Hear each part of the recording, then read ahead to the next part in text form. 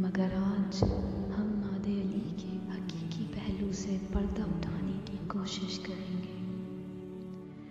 जंगे खैबर में जिब्रील नाज़िल हुए और रसूल पर वही की कि अल्लाह फरमाता है कि या तो मैं फरिश्तों की फौज भेज दूँ या आप अली को पुकारिए मदद के लिए।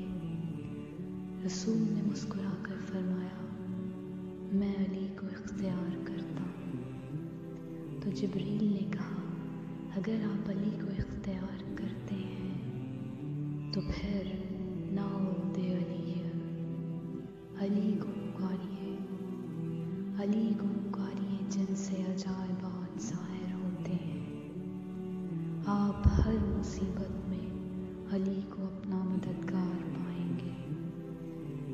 तमाम दुख और परेशानियाँ दूर हो जाएंगी अली की मदद से, अली की मदद से, अली की मदद से।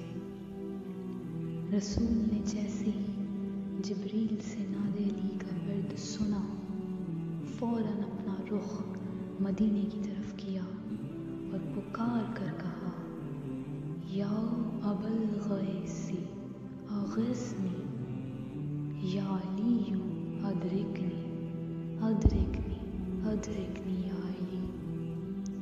यानी ऐ फरियाद रसों की फरियाद को पहुँचने वाले, मेरी मदद कर, मेरी मदद कर, मेरी मदद कर या अली, मेरी मदद